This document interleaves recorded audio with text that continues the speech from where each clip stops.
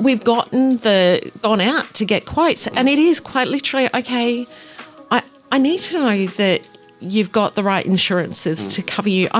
This is important to me, and to understand that, well, these are important to my ideal client. I'm going to get more of my ideal client if I tell them, hey, guess what? We keep our training up to date. We don't smoke on site. All of our guys have got the right insurance. And at the moment with COVID, we make sure that we do all of these things. Yeah, that's true. To keep you safe.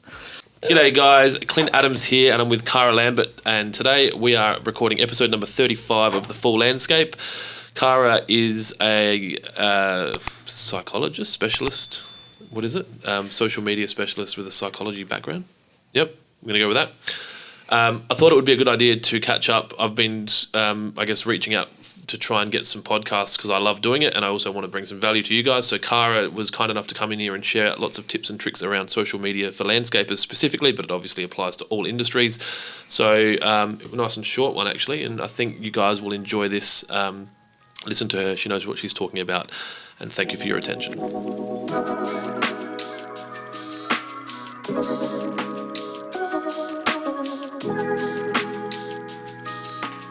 So my name's Cara Lambert. I'm a small business coach and consultant, and I focus on the psychology of what drives people and drives business. So whether it's the psychology of the client or customer, whether it's the psychology of staff and how to get more out of your staff, or whether it's the psychology of the actual business owner and getting them over the gaps that they may have, that's what I focus on.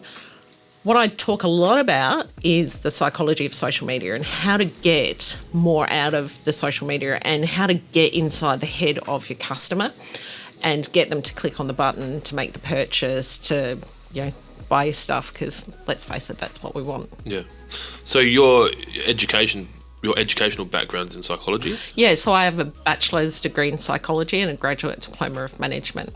Okay, so you tie them together, sprinkle in an interest in social media. Yep.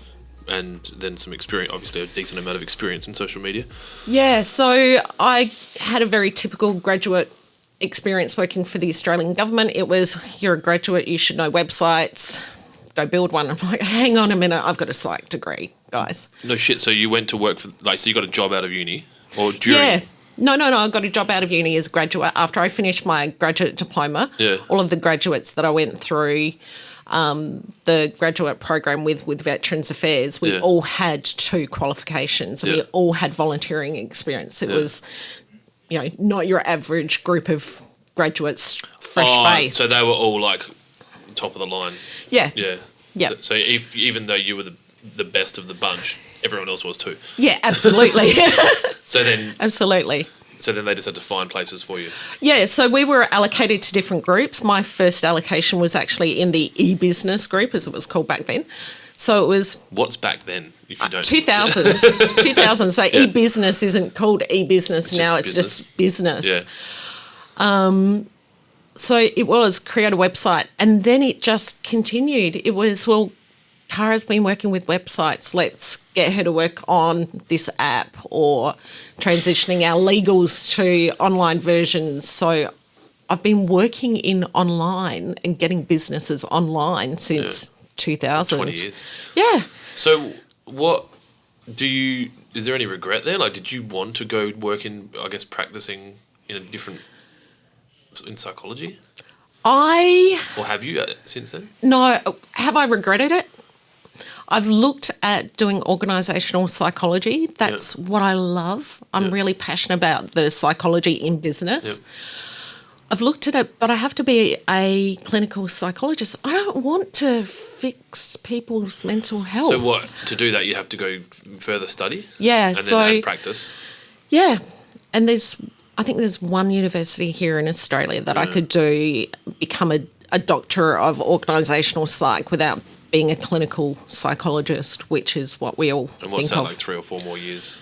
It would be another 6. Because it'd be part-time? Or? Be another 6 years. Jesus. Because I'd have to bring all of my qualifications up to date and then go and do the master's program. So then, fast forward to 2020.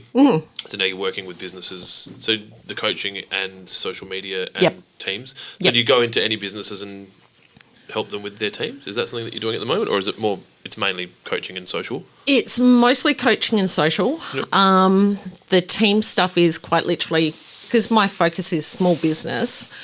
They might have one or two staff members, like we were talking about my coaching client that I speak to every morning. He's an electrician in Sydney. Yep. He's got one guy that works for him, and it is quite literally, okay, this is how you manage him day to day. Yep. So if he's having, and it's funny because a lot of people don't know how to do that. So, no. I had a trouble with this. Okay, well, have you asked them this question? Have you done this? Have you done that?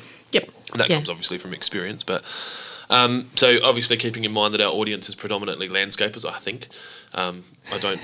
I probably should know, but the podcast is called The Full Landscape. I want to ensure that we bring as much value to them as possible. So I was keen to talk to you a little bit about, I guess, the psychology and the social media and I guess maybe some things that they're not thinking about and well, maybe they are, and just to bring it to the forefront of their mind. I feel like a lot of landscapers are playing on Instagram predominantly now. Yeah. And then, what your experience is with that, what you're seeing, if there's any trends you're seeing that people should be looking at. So I don't know if you want to just start riffing. And sure. Look, I love that you're saying that most of your landscape guys that you know of are working with Instagram because it is a beautiful space for them. I think the things that I see most, or the errors that I see most when it comes to social media for any business, is posting when they're online, not when their audience is online. And because of the way that the algorithms work, if you don't get seen in that first 5 minutes, you're toast. You've got to then rely on your customers to go and find you and then follow you up. So using Instagram as an example, a landscaper might be posting when they finish work. Yeah. So at 3:30 or whatever. Yeah. What you're saying is that they need to be conscious of when their customers using Instagram or their potential customers using Instagram rather than when they want to put their photo up. Correct. Actually, some of them, they maybe have an office day, right, where they go in and they do all of this kind of stuff. And rather than scheduling the posts for when it's best, the optimal time, they will post it there and then and go, here you go, here's a whole heap of photos that I've just taken. I'm going to put them up on my socials rather than scheduling them. And there's, Creator Studio for Facebook, since we're talking about Instagram. You've got the ability to schedule your posts in there. Creator Studio. Yeah. That's a new feature. Yeah, it's a separate page on the Business Manager. It's tied to Business Manager. So it's a separate page if you're looking at through desktop. It's an app, but it doesn't work that great as an app. It's such a young app. Yeah. So I schedule all of my clients' stuff because I still have a couple of clients that I do social media for. I schedule all their stuff through Buffer. And there's plenty of apps out there that you can schedule posts to Instagram through. Here in Australia, and I'm assuming most of the people listening to this are Australian-based landscapers. It's funny. I only looked at the data the other day. Our YouTube channel is getting more traffic in the US than it is in Australia.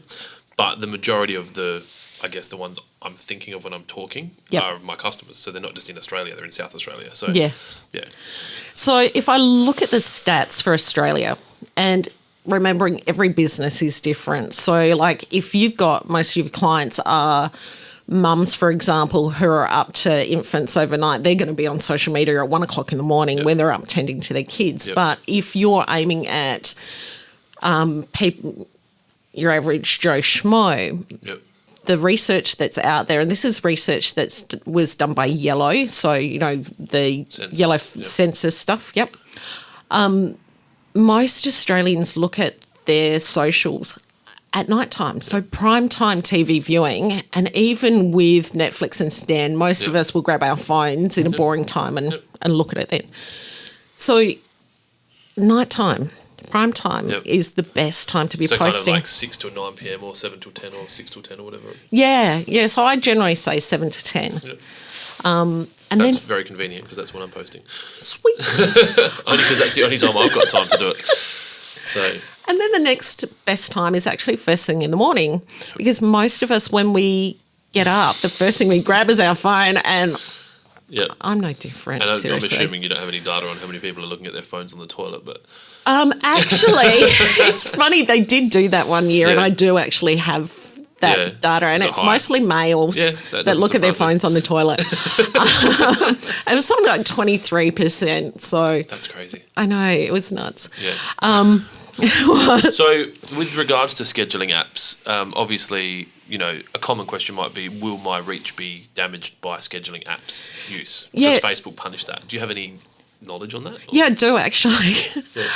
So I mentioned Buffer. I was actually part of some research that Buffer did, I think it was about 2 years ago now, where they asked us to put down the data on our reach on a whole heap of posts, and there was hundreds of people that actually contributed to this research.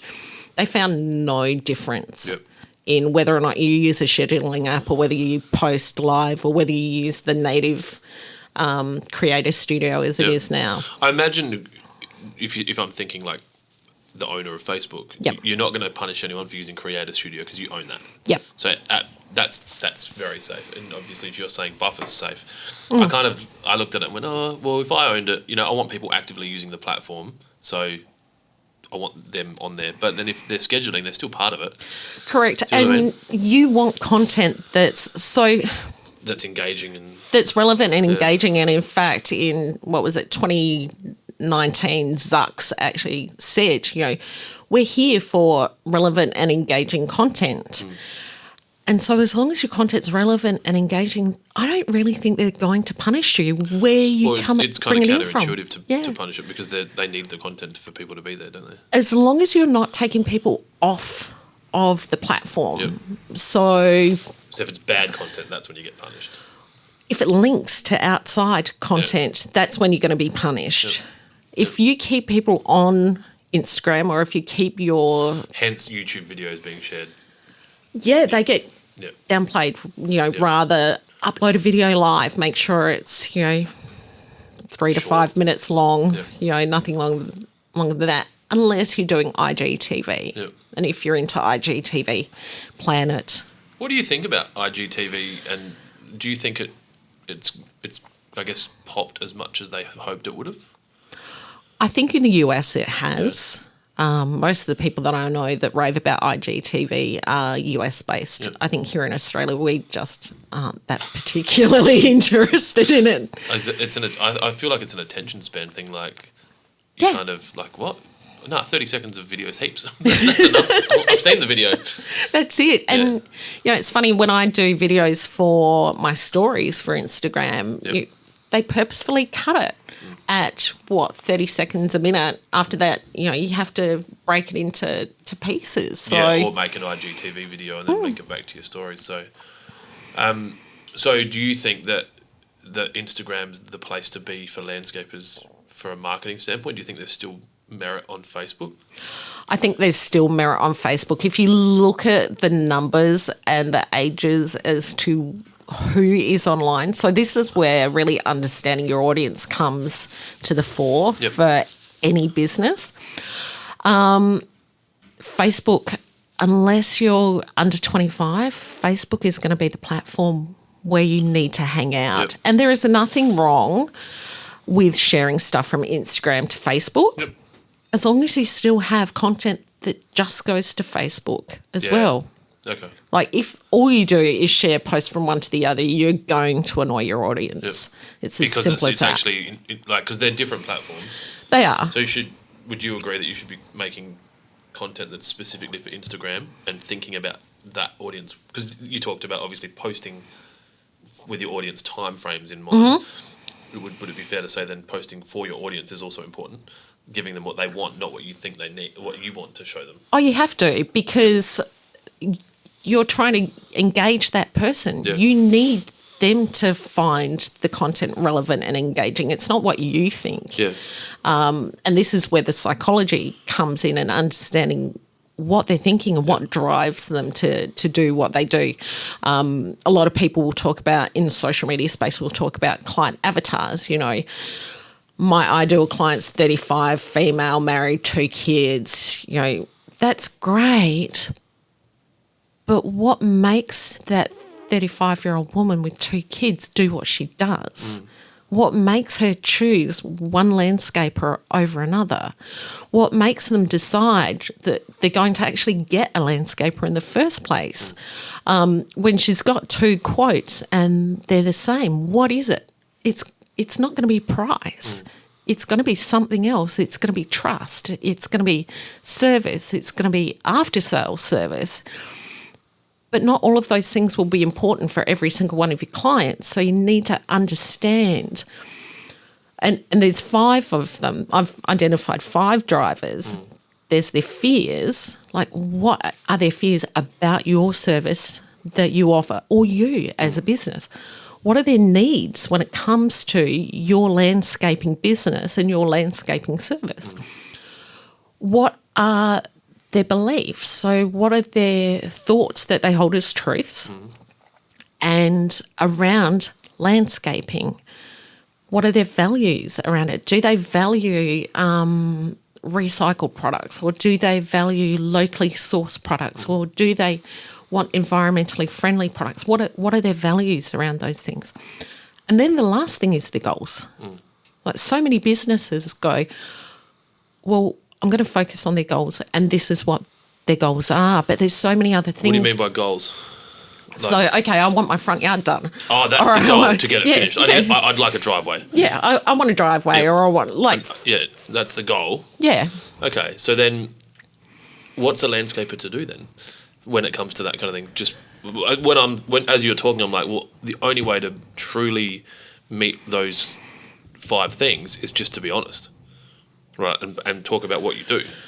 Absolutely, and to look at the feedback that they get from their clients. Where, like, as in, like, post comments, or like actually testimonials, reviews, asking for feedback. Yep. Even just the conversations that they have. Yep. Like, when you're going out to quote.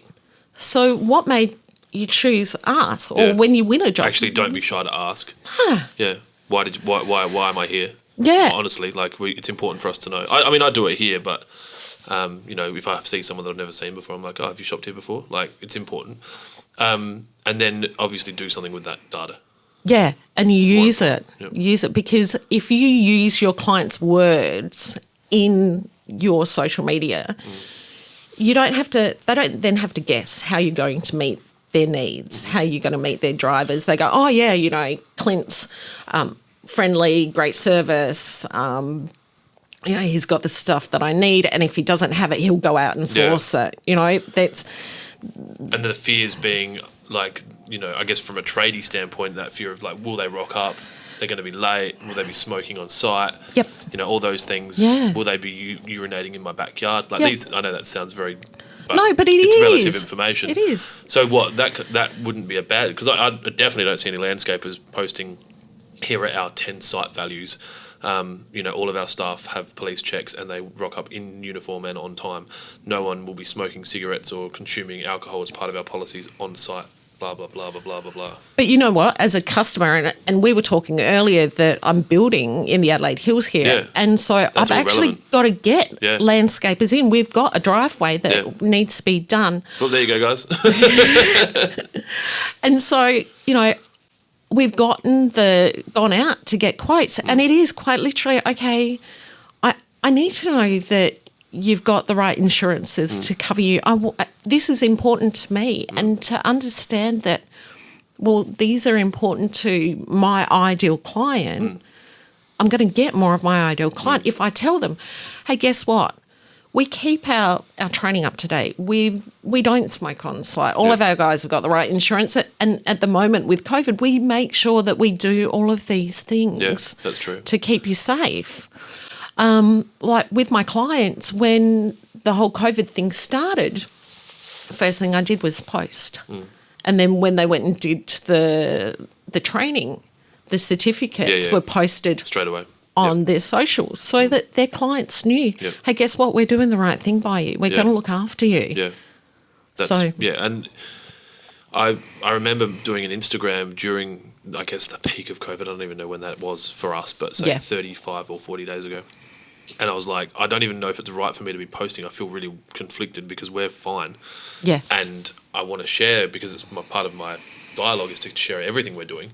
But I also don't want to like throw it in people's faces who have just lost their jobs or their business or whatever. But this is what's happening. Like, I didn't know any other way to do it. But I've had a very weird gap in social. Like, I've been quiet up until maybe about 4 days ago because I haven't really known what to do. And I've been operational probably more than ever. Yeah. Like, I had to work. I did 30 days straight at railways. Like, I hadn't done that for a long time because it was crisis kind of times. Yeah.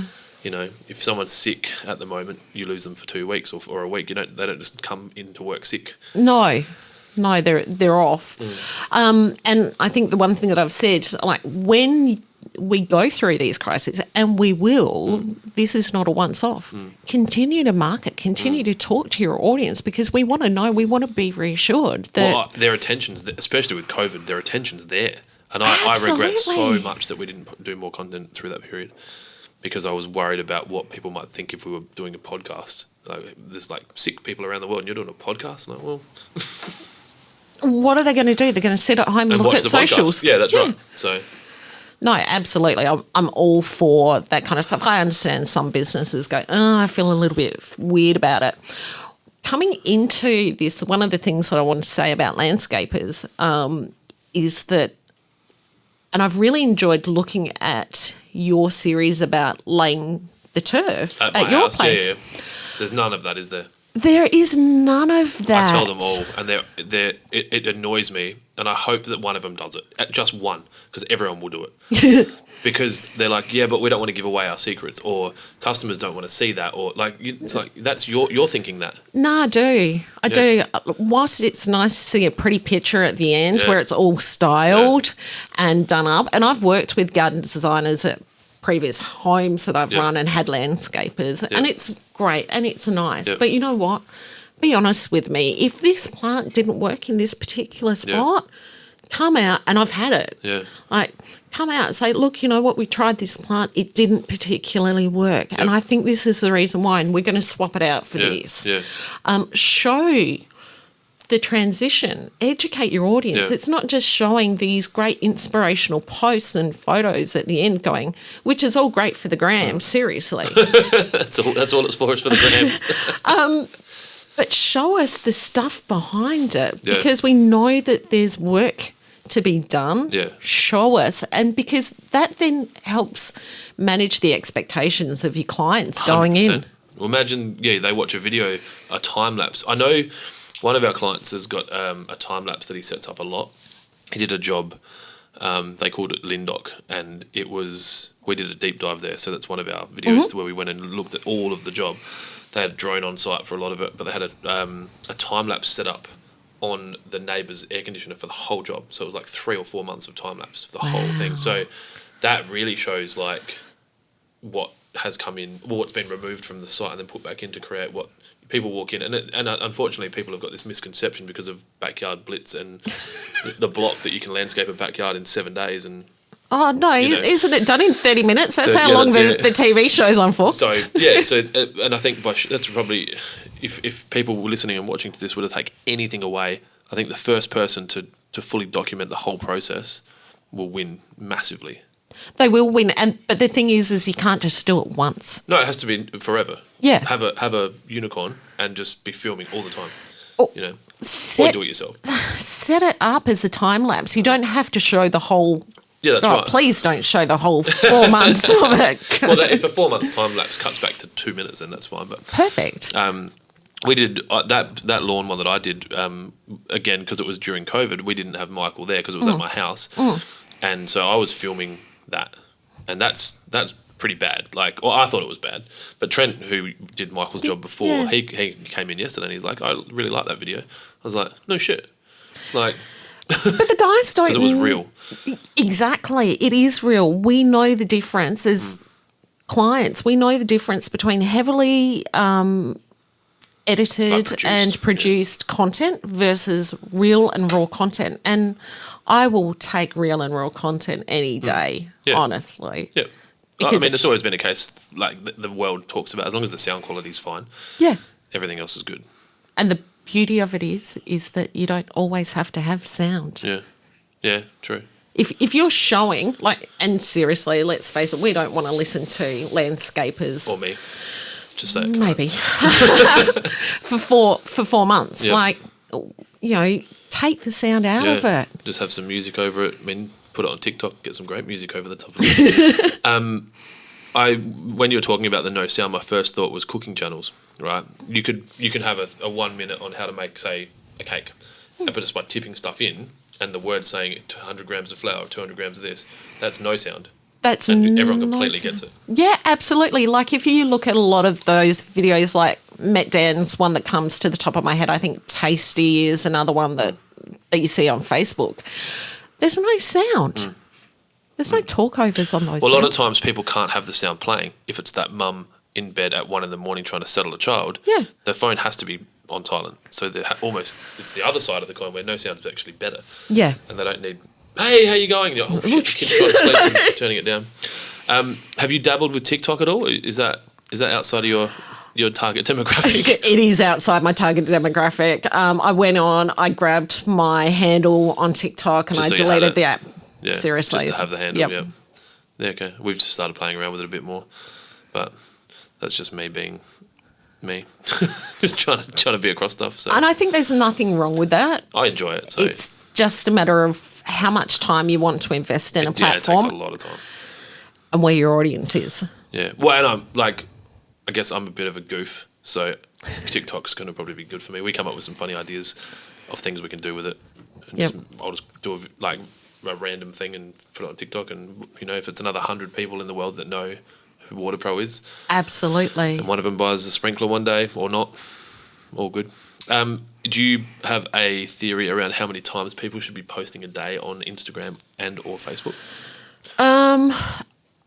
This is where I go to the US, and the people that I follow in the US, and most of them post once a day. And that's enough. Yep, Well, and some of them don't even post every single day. Yep. I make sure that I post to my stories weekdays. Yep. And I post once on the actual feed once a day, weekdays. Yep. I don't post on for the your weekend. Cara page and your clients' pages. Yeah. Yep. No, for my clients. So for the electrician in Sydney, I post 7 days a week on his feed. Yep.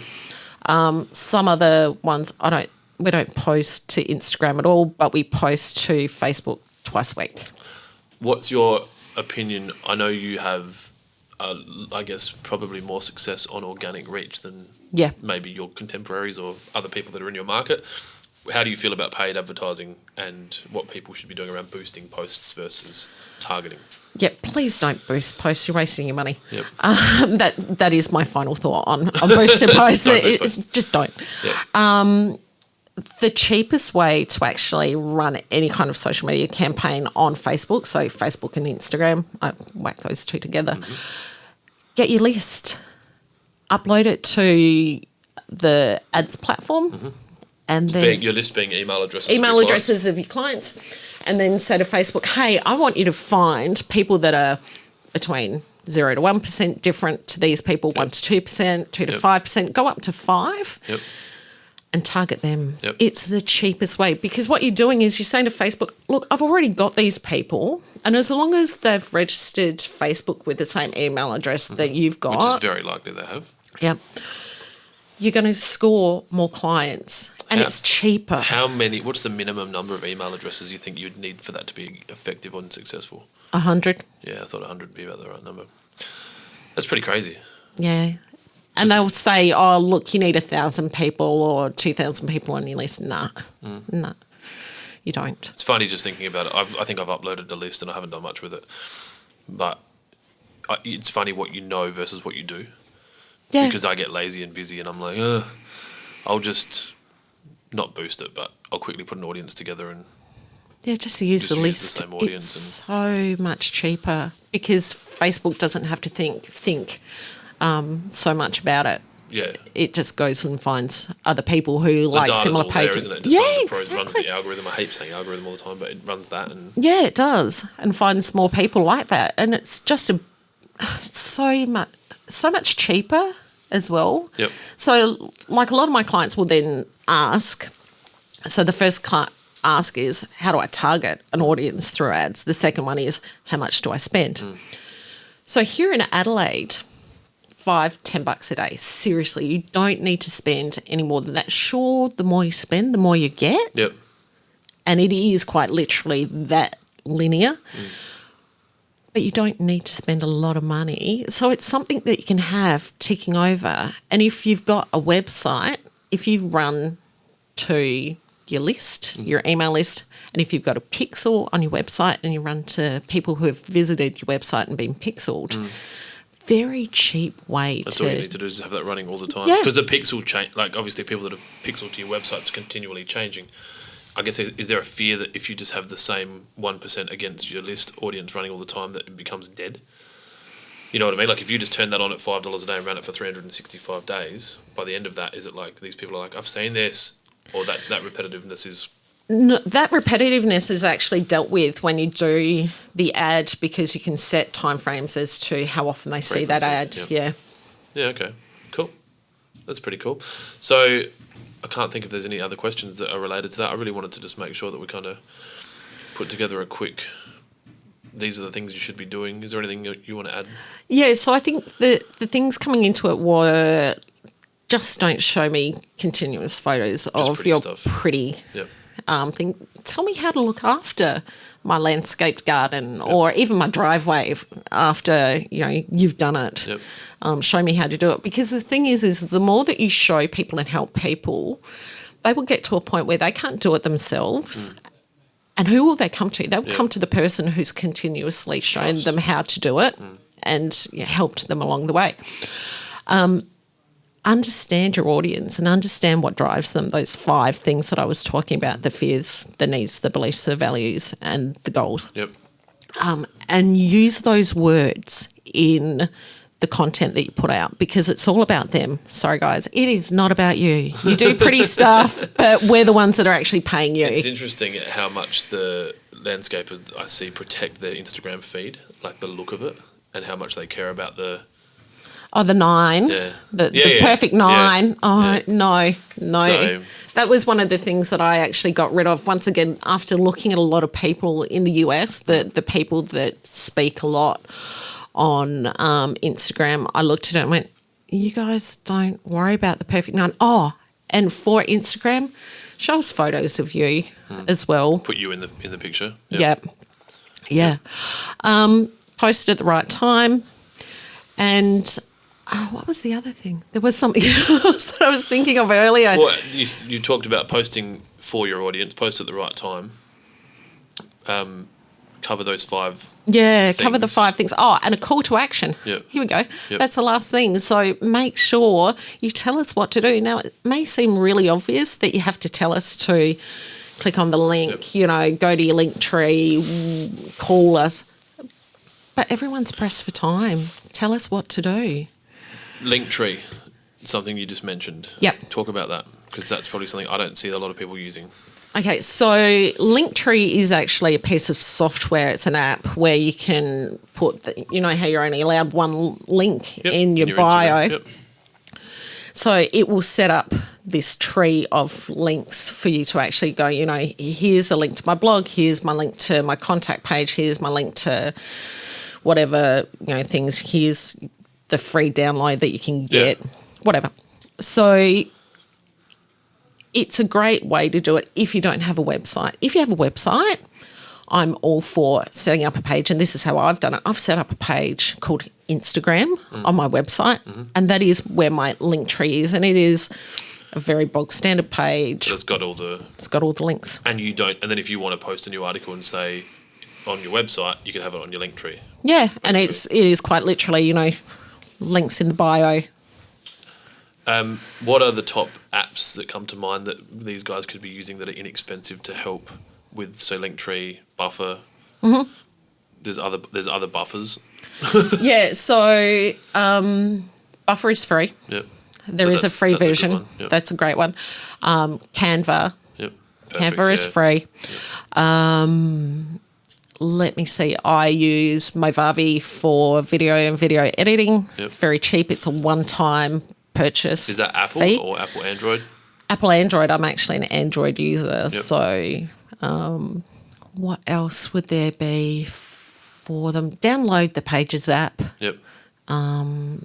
through your app store. Start playing around with it, getting comfortable with it. Yeah. Download the Facebook Analytics app as well, and look at what time your people are on. Because while I say nighttime is the best time and first thing in the morning, your audience might be different. Yeah.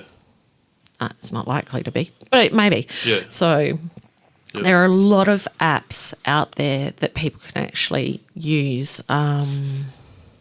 And some image editing software. There's lots of different ones that you can actually manipulate the images on the go. Or make those kind of pic collages and that jazz. Yeah, I still prefer Canva for all that kind of stuff. With Canva, there's no watermark on it.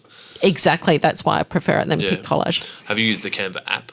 Yeah. It's not bad. It is. It's pretty good, actually. I prefer Canva on PC, obviously. You can do a lot better. I also have a full-time staff member that can build images for me. But I also have a very short attention span and come up with things that I want done straight away. Yeah. So a lot of times he'll be not working. And I'll go, I'll just quickly do it on Canva. Yep. So.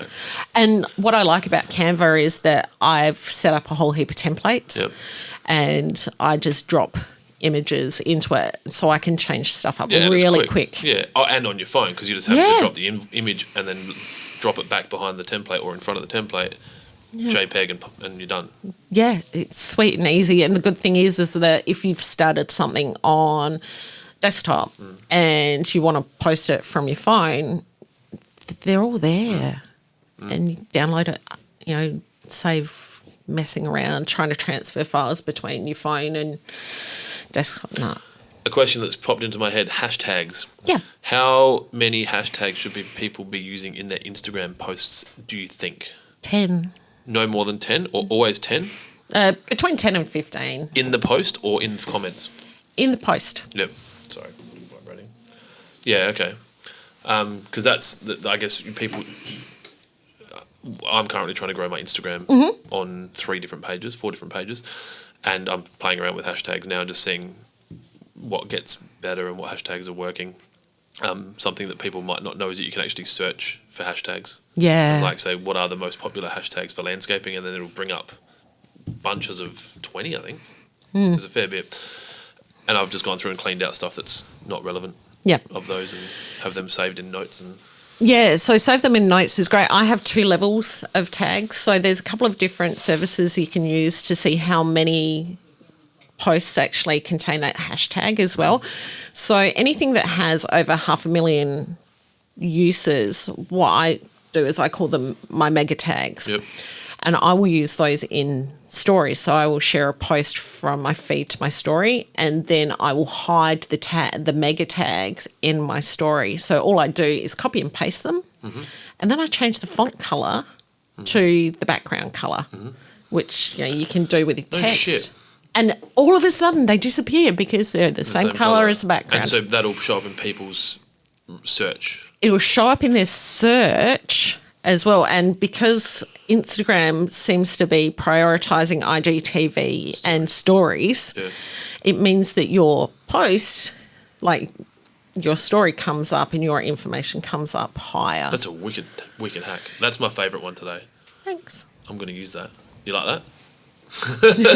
I'd like to take credit for it, but that was actually from Sunny Lenarduzzi. So she's one of the US chicks that I follow when it comes to it. So she's someone people should be following? Yeah, Sunny Lenarduzzi, Jenna Kutcher are 2 of the Instagram people that I follow and look to for advice. And so look at how these people are using Instagram and... like the success leaves clues situation. Yeah, absolutely. A lot of them do long format feed posts as well, lots of text. And what they will do, though, is they'll often go back and edit out the hashtags. But I think when it comes to Instagram... the hashtags will be in there? When they post them, they'll put the hashtags in there. And some of them will go back and take them out. Some of them, because they've got millions of followers, they don't need to use hashtags anyway. They're at a kind of critical mass now where it's just going to keep growing. Yep. Because Instagram want people seeing it, because it's obviously, if a million like it, then another million are going to like it. Correct. Yeah. Correct. And that's that whole relevance post and engaging post. So another one that you can do is go to your competitors and comment on their posts. Yep. And what will happen, like if you... I'm going to start doing that so much. Yeah. So if you've got a competitor, right, and Joe Blow goes on there and puts in a comment. Yeah. So, and if they put something relevant up, you can engage with Joe Blow and talk to them. Yeah. And Joe will go, hey, Clint's just, made this really great point about that. Yep. I'll go over and check out his page. His personal page. Yeah. He owns a business. Yeah. So you can bring people over and it shows that you're relevant and engaging. That's hand-to-hand combat as well, which I think is the ultimate form of sales. You are in there talking to every single person. You have to be. When it comes to social media, it is social media. So you have to be social, not just the media side of it. Yeah. It's full on, and it's almost a full-time job. It is almost a full-time job, but it doesn't have to be. Like, if you get smart and you schedule your posts, so you take all of these photos and you sit down when you've got an hour, even if it's once a month, and you schedule out all of these posts, and I can do that for my clients. You get into a rhythm, and I can schedule out a month's worth of posts, like the electrician that I do every day. Go through, do it, they're up. And so it then gives you time to go in and interact with these people on the platforms. And make sure that whatever you've scheduled is not ever going to be irrelevant. Oh, yeah. Obviously, you need to make sure you go back and risk analysis if something happens, if a 9/11 happens or a COVID-19 happens or whatever. But very cool. All right. Well, if there's nothing else, how will people find you if they want to follow you? So for me, on the gram, I'm KaraLambert.com. Yep. My website is Kara Lambert, KaraLambert.com. That's my website. Yep. And I keep it simple, KaraLambert.com, all over socials. And that would be one thing that I recommend to any business. Grab your handle, keep it consistent. And any new platform that pops up, whether or not it's going to be big or small, go on there, get your handle. Yep. And delete the app. We did that with Waterpro. Waterpro was obviously unavailable, so ours is like Waterpro AU and Railways LS, because landscape supplies, it's horrible, but it's consistent. Yeah. So the Clint Adams was hard. So mine's very Clint on all platforms. Yeah. Because that's all I could come up with. And I don't love it, but it's there. It's either, very Clint or, the Clint Adams or, The real Clint Adams. That's Don's, isn't it? Mr. Trump? The real Donald Trump? The real Donald Trump, yes. Thank you so much for coming in. Thanks for having me. Hope everyone enjoyed that. If you've got any questions, post comments below, or you can DM Kara. She's absolutely on her socials all the time.